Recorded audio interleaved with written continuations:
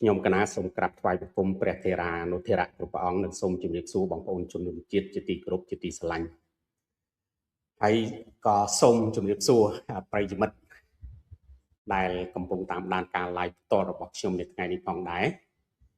យើងបានវិលមកជួបគ្នាសារជាថ្មីហើយខ្ញុំនឹងលើកយកនៅប្រធានបទថ្មីមួយហើយប្រធានបទនេះកំពុងតែមានការចាប់អារម្មណ៍នៅក្នុងប្រទេសកម្ពុជាផងយើងដឹងស្រាប់ហើយថាដែលថ្មីនេះបើយោងទៅលើ Facebook ផ្ទាល់ខ្លួនឬក៏ Facebook ផ្លូវការរបស់សម្ដេចតូចសម្ដេចកូនលោកនាយករដ្ឋមន្ត្រីហ៊ុនម៉ាណែតគឺខ្ញុំបានឃើញថាដែលលោកបានសម្រេចចិត្តជាផ្លូវការហើយថាកម្ពុជានឹងចូលរួមនៅក្នុងក្រមប្រឹក្សាសន្តិភាពរបស់លោកត្រាំឬក៏យើងអាចថារបស់ប្រទេសអាមេរិកអីយ៉ាងម៉េចអីនោះប៉ុន្តែគេហៅថាក្រមប្រឹក្សាសន្តិភាពរបស់លោកត្រាំយើងប្រើអញ្ចឹងដូចគេទៅណាអញ្ចឹងយើងជំរាបប៉ុណ្ណឹងហើយបើយោងទៅលើការចុះផ្សាយរបស់សារព័ត៌មានកម្ពុជាយើងមានខ្ញុំបានមើលពីមានCambodia Time មានគេរីប៉ុសអីជាដើមហ្នឹងគឺក៏គេយោងសម្ដីរបស់ហើយយកមកចុះផ្សាយនៅក្នុងសារព័ត៌មានរបស់ខ្លួនដោយយោងទៅលើការផ្សព្វផ្សាយរបស់លោកនាយករដ្ឋមន្ត្រីដែរប៉ុន្តែខ្ញុំអត់ទាន់បានឃើញឯកសារជាផ្លូវការរបស់រដ្ឋាភិបាលទេណាប៉ុន្តែអ្វីដែលយើងឃើញគឺតាមរយៈសារព័ត៌មានហើយនឹងការចុះផ្សាយនៅទំព័រ Facebook ផ្ទាល់ខ្លួនរបស់លោកនាយករដ្ឋមន្ត្រីហើយអ្វីដែលយើងបានឃើញនេះគឺសម្ដេចលោកថាដែលការសម្រេចចិត្តនេះគឺក្រោយពេលដែលមានដំណើរទស្សនកិច្ចរបស់កងទ័ពជើងទឹកសហរដ្ឋអាមេរិកមកកាន់ប្រទេសកម្ពុជាហើយដោយនាំយកនៅនាវាចម្បាំងទំនើបមួយហើយមកចូលចតនៅកំពង់ផែរៀមហ្នឹងហើយលោកក៏បានជួបជាមួយបាទអសវនកម្មផ្ទាល់ជាមួយនឹងមេបញ្ជាការកងទ័ពជើងទឹកហ្នឹងហើយក៏ក្រោយមកក៏លោកសម្រេចចិត្តមានន័យថាដោយការបង្ខំអីនោះប្រហែលជាមិនខំអីទេតាមពិតមានន័យថាលោកសម្រេចចិត្តនៅក្នុងការចូលរួមនៅក្នុងក្រមសារសន្តិភាពនឹងហើយខ្ញុំក៏បានឃើញការចុះផ្សាយរបស់កាសែត Reuters ណារបស់កាសែត Reuters ក៏គេបញ្ជាក់ដែរថាកម្ពុជាបានសម្រេចចិត្តចូលក្នុងក្រមប្រឹក្សាសន្តិភាពរបស់លោកត្រាំនឹងហើយក្នុងឋានៈជា founding member ស្អីគេហ្នឹងជាសមាជិកស្ថាបនិកណាជាសមាជិកស្ថាបនិកនៅក្នុងក្រមប្រឹក្សាហ្នឹងហើយខ្ញុំសូមជម្រាបថាស្អីទៅជាក្រមប្រឹក្សាហ្នឹងណាក្រមប្រឹក្សាសន្តិភាពហ្នឹងបើយោងទៅលើអ្វីដែលសារព័ត៌មានឬក៏ការបញ្ជាក់របស់លោកត្រាំគឺមានន័យថាក្រមប្រឹក្សានេះគឺមានន័យថាវាមានធ្លាប់ណាមានគំនិតព្រួយផ្ដើមមួយនៅក្នុងក្រមប្រឹក្សាសន្តិសុខរបស់អង្គការសហប្រជាជាតិថាធ្វើម៉េចឲ្យមានផែនការសន្តិភាពមួយក្រោយបញ្ចប់វិបត្តិនៅកាហ្សាណាក្រោយបញ្ចប់វិបត្តិនៅកាហ្សានៅធ្វើមានសន្តិភាពនៅតំបន់កាហ្សាហ្នឹងដែលក្រោយការប្រយុទ្ធគ្នារវាងអ៊ីស្រាអែលហើយនិងពួកហាម៉ាស់អីជាដើមហ្នឹងណាហើយបញ្ចប់អាហ្នឹងព្រោះលោកត្រាំគាត់បានជួយឲ្យតំបន់កាហ្សាហ្នឹងមានសន្តិភាពហើយខ្ញុំសូមជម្រាបថាដែលលោកត្រាំនេះនៅក្នុងរយៈពេលនៃការកាន់អំណាចរបស់គាត់មួយឆ្នាំជាងបន្តិចទេមិនទាន់ច្រើនទេមួយឆ្នាំជាងបន្តិចគាត់ថាគាត់បានសម្រេចនៅសមិទ្ធផលធំធេងដែលបានធ្វើឲ្យសង្គ្រាម8កន្លែងគាត់ថា8 war មិនប្រើមក8សង្គ្រាមអញ្ចឹងចុះណាបានបញ្ចប់ដោយជោគជ័យហើយគាត់ថាទោះបីជាគាត់មិនបានទទួលពានរង្វាន់សន្តិភាព Nobel សន្តិភាពអីជាដើមហ្នឹងប៉ុន្តែគាត់ថាគាត់ថាធ្វើនេះ not for Nobel Prize ប៉ុន្តែគាត់ថាគាត់ work for life saving មានន័យថាគាត់ធ្វើនេះគឺដើម្បីការសង្គ្រោះដល់ជីវិតទេអញ្ចឹងអ្នកឯងឲ្យឬមិនឲ្យក៏មិនដឹងឯងអញ្ចឹងហើយបានជាគាត់ព្រួយផ្ដើមឲ្យមានក្រមប្រឹក្សាសន្តិភាពនេះឡើងហើយបន្ទាប់មកគាត់បានអញ្ជើញប្រទេសច្រើនដែរហើយឲ្យចូលរួមហើយក្រមសារនេះក៏បានសម្ពោធដំបូងទេតាមពិតសម្ពោធជាផ្លូវការនៅក្នុងឱកាស សន្និសីទប្រចាំឆ្នាំរបស់ក្រមប្រឹក្សាគេហៅក្រមប្រឹក្សាសេដ្ឋកិច្ចឬក៏វេទិកាសេដ្ឋកិច្ចពិភពលោកនៅដាវូសប្រទេសស្វីសណាព្រោះនៅក្នុងឱកាសហ្នឹងគឺគាត់បានឆ្លៀតប្រកាសអំពីក្រមប្រឹក្សាសន្តិសុខហ្នឹងទៅក្រមប្រឹក្សាសន្តិភាពហ្នឹងទៅអញ្ចឹងសម្រាប់កម្ពុជាជាសមាជិកមួយដែលលោកត្រាំបានអញ្ជើញដូចគ្នាណាមានប្រទេសថៃមានអីច្រើនណាប៉ុន្តែខ្ញុំមិននិយាយទេប៉ុន្តែមានន័យថាកម្ពុជាក៏ជារដ្ឋមួយដែលត្រូវបានអញ្ជើញដោយលោកប្រធានាធិបតីត្រាំដើម្បីឲ្យចូលរួមនៅក្នុងក្រមប្រឹក្សាសន្តិភាពនេះណាហើយខ្ញុំសូមបញ្ជាក់ថាតើពេលដែលកម្ពុជាចូលទៅនឹងវាបានផលប្រយោជន៍អានេះជាទស្សនៈរបស់ខ្ញុំទេណាហើយខ្ញុំក៏ប្រហែលជាមើលឃើញខ្លះឬក៏បានបញ្ជាក់ដោយលោកនាយករដ្ឋមន្ត្រីឬក៏ដោយសារព័ត៌មានអីផ្សេងឬក៏អ្នកជំនាញផ្នែកទំនាក់ទំនងអន្តរជាតិនយោបាយអីជាដើមហ្នឹងក៏បានបញ្ជាក់អីយ៉ាងម៉េចខ្ញុំអត់ដឹងប៉ុន្តែជាទស្សនៈរបស់ខ្ញុំគឺខ្ញុំគិតថាជារឿងល្អណាជារឿងល្អដែលកម្ពុជាគួរចូលពីព្រោះទី1ដែលហេតុផលទី1ដែលកម្ពុជាគួរចូលគឺមានន័យថាកម្ពុជាអាចអ្វីដែលជាទស្សនវិស័យរបស់សម្ដេចពុកសម្ដេចមុនហ្នឹងគាត់ថាអូកម្ពុជាសន្តិភាពមានសន្តិភាពអីណាជាដើមហ្នឹងគឺមានន័យថាឥឡូវនេះកម្ពុជាគឺបានคล้ายទៅជាសមាជិកហ្នឹងហើយណាសមាជិកក្រមប្រឹក្សាសន្តិភាពហ្នឹងអញ្ចឹងវាម៉ាច់ណាវាស៊ីគ្នាជាមួយនឹងចក្ខុវិស័យឬក៏បេសកកម្មរបស់សម្ដេចមុនណាគាត់បានធ្វើហើយចំណុចទី2គឺវាតកតងទៅនឹង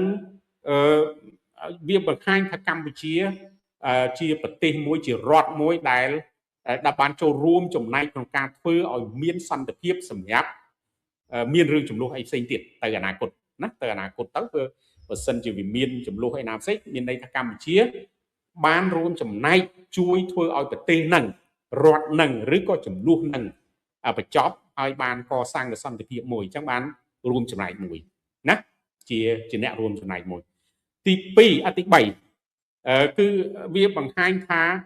កម្ពុជាណាកម្ពុជាគឺមានន័យថាវាមានគុណតម្លៃខាងការទូតបានចូលរួមជាមួយនឹងប្រទេសផ្សេងទៀតក្នុងការធ្វើឲ្យកម្ពុជានឹងមានមុខមានមាត់នៅក្នុងចូលរួមគេទៅអីទៅបានមានឈ្មោះបានមានកិត្តិយសបានអីជាក្នុងគុណតម្លៃនៃការទូតទៅដោយសារយើងបានរួមចំណែកនៅក្នុងកិច្ចការហ្នឹងឬក៏ក្រមសារហ្នឹងណាយើងបានចូលរួមចំណែកជាសមាជិកគេចំណុចទី4គឺមានន័យថាឥឡូវនេះកម្ពុជាយើងវាកំពុងតែមានបញ្ហាឆ្លោះតោះតែងគ្នាអីជាមួយថៃផងហើយយើងដឹងស្រាប់ហើយណាកន្លងមកនេះសហគមន៍អន្តរជាតិគឺយើងឃើញមានការសរស័ក្តិស្រាំជួយកម្ពុជានឹងតែស្អីសហរដ្ឋអាមេរិកចុះណាប្រធានាធិបតីត្រាំហើយជាពិសេសលោកអាន់វ៉ាអ៊ីប្រាហ៊ីមក្នុងឋានៈប្រធានអាស៊ានហើយមានការជួយតិចតួចពីចិនពីអីជាដើមហ្នឹងណាប៉ុន្តែប្រទេសផ្សេងនៅក្បែរយើងហ្នឹងនៅដែលជា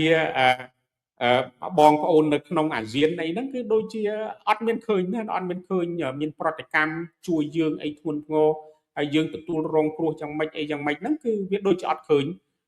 ជួយយើងដូច្នេះបើសិនជាយើងចូលទៅក្នុងហ្នឹងគឺមានន័យថាយើងคล้ายទៅជារដ្ឋមួយណា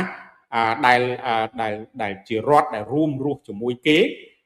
ជាមួយគ្នាហើយបើយើងមានរឿងគេមិនជួយអាហ្នឹងចាំគិតទៀតណាប៉ុន្តែយើងសង្ឃឹមថានៅពេលដែលយើងคล้ายទៅជាសមាជិកនៅក្នុងក្រមប្រឹក្សាហ្នឹងទៅគឺយើងនឹងអាចមានសំណាងណាមានសំណាងថាគេអាចជួយយើងទៅអនាគតបានណានៅពេលដែលយើងមានបញ្ហាជាមួយប្រទេសជិតខាងដូចជាថៃឬក៏វៀតណាមជាដើមហ្នឹងអញ្ចឹងអាហ្នឹងចំណុចទី4ចំណុចមួយទៀតគឺមានន័យថាយើងក៏វាបង្ហាញនៅគុណតម្លៃខាងការទូតមួយទៀតពីព្រោះយើងបានធ្វើឲ្យមានគោលនយោបាយការបរទេសមួយឲ្យមានតុល្យភាពណាឲ្យមានតុល្យភាពរវាងភូមិសាស្ត្រនយោបាយនៃប្រទេសចិនហើយនិងប្រទេសអាមេរិកប្លុកអាមេរិកចុះយើងថាប្លុកពីព្រោះយើងរាល់ថ្ងៃវា សង្គ្រាមតិចវាចប់មែនប៉ុន្តែវារូបភាពអា model ហ្នឹងវាដូចនៅមាននៅឡើយចឹងហើយបើសិនជាយើងបានចូលទៅក្នុងជាមួយនឹងក្រមប្រសាហ្នឹងគឺវាបង្ហាញថាកម្ពុជាអាចដើរចេញពីប៉ូល monopol ហ្នឹងគេហៅនៅក្នុងតំណែងតំណងអន្តរជាតិគេហៅ monopol ណា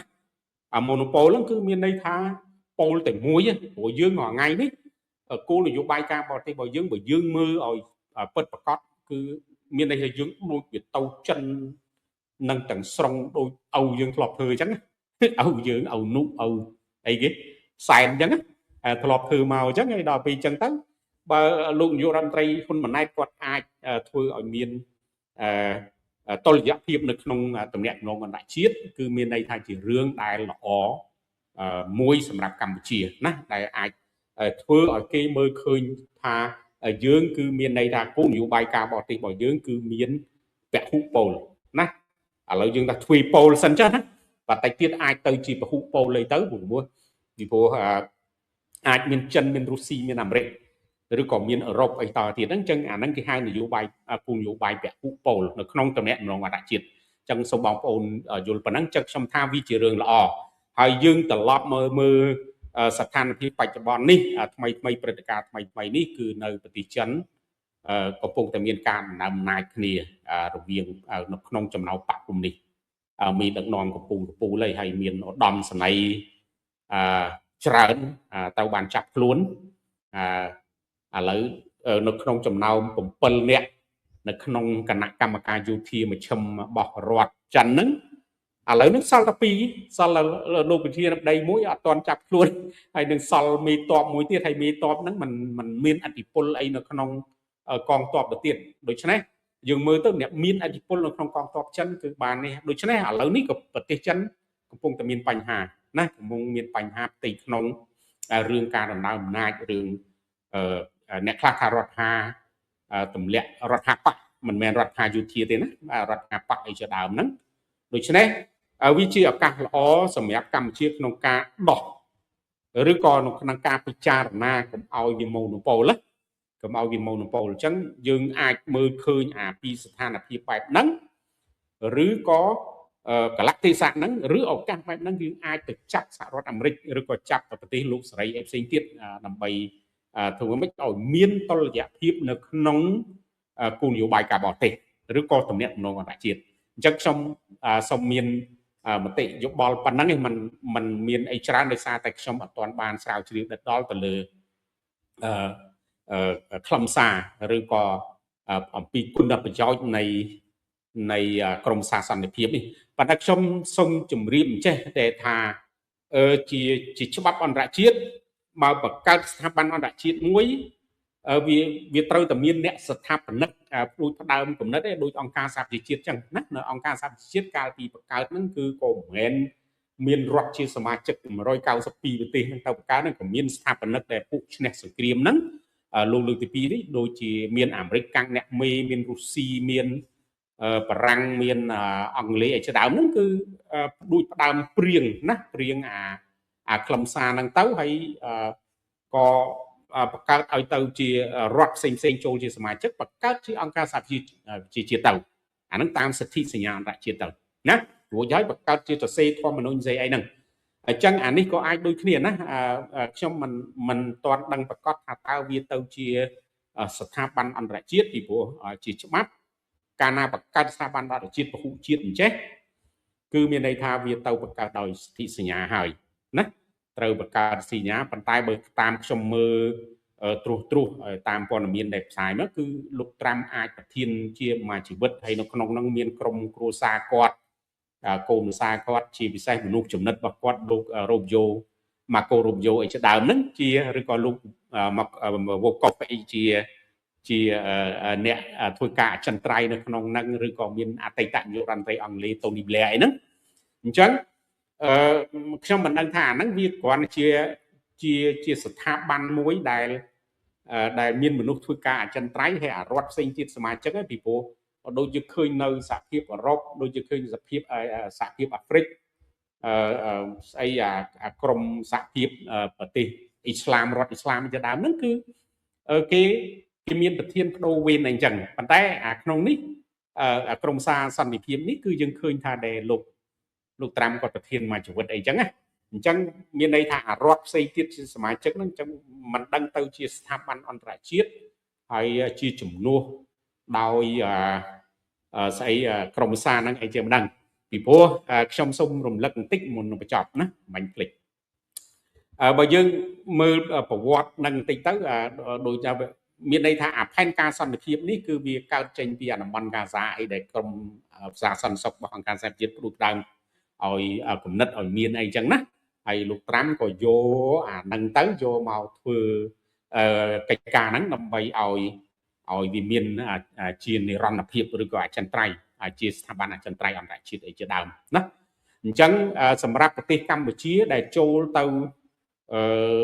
ក្នុងក្រមសារនេះមកយោងទៅលើការបញ្ជាក់ដែលបានចុះផ្សាយនៅក្នុងសារព័ត៌មានកម្ពុជាគឺថាកម្ពុជាចូលទៅជា founding member មែនណាជាសមាជិកស្ថាបនិកអាហ្នឹងគេហៅថាសមាជិកស្ថាបនិកណា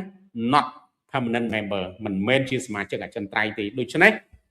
កម្ពុជាគ្មានកាតព្វកិច្ចក្នុងការបង់ទឹកប្រាក់$1000 លានទៅក្នុងក្រមប្រសាហ្នឹងទេអញ្ចឹងណាក្រមសារប៉ុន្តែសម្រាប់ផលអវិជ្ជមានអីផ្សេងទៀតដែលខ្ញុំឃើញអ្នកជំនាញឬក៏អ្នក YouTuber អីផ្សេងក្មេងៗគាត់យកទៅវិភាគថាវាអត់ប្រយោជន៍វាចំណាយលុយចំណាយឥឡូវកម្ពុជាបានបញ្ជាក់ឲ្យថាវាអត់មានចំណាយលុយអីទេគ្រាន់តែជាសមាជិកស្ថាបនិកធម្មតាដែលមានរយៈពេលឬក៏អាណត្តិ3ឆ្នាំហើយបញ្ចប់ទៅណាចប់ទៅអញ្ចឹងសមាជិកអចិន្ត្រៃយ៍ទេគេអ្នកបង់$1000 លានអញ្ចឹងកម្ពុជាអត់មានកាតព្វកិច្ចឲ្យត្រូវបង់ហើយលោកម៉ណែតគាត់ថាកុំភ័យ